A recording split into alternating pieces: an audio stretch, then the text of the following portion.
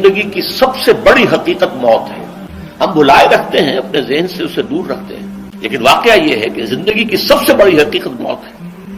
خدا کے منکر پیدا ہوئے ہیں لیکن موت کا انکار کرنے والا تو کوئی پیدا نہیں ہوا. اس لیے میں نے آیت آپ کو سنائی، کل نفس ذائقۃ الموت. ہر سی نفس کو موت کا مزہ چکھنا ہے، ہر جاندار کو موت کا مزہ چکھنا ہے. ثم الینا ترجعون، پھر ہماری طرف لوٹا دیے جاؤ. تو زندگی کی سب سے اہم حقیقت موت، اور موت کے بعد رجوع اللہ، آخرت، یہ سب سے بڑی حقیقت ہے. ایک حقیقت سب مانتے ہیں، سب جانتے ہیں، دوسری حقیقت کے اوپر پردہ پڑا. میں نے اس اعتبار سے نوٹ کیا، یہ الفاظ قرآن میں 3 مرتبہ ہے. کل نفس ذائقۃ الموت، ہر جاندار کو موت کا مزہ چکھنا ہے. انبیاء اس سے مستثنا نہیں رہے، رسول اس سے مستثنا نہیں رہے، اولیاء اللہ مستثنا نہیں رہے.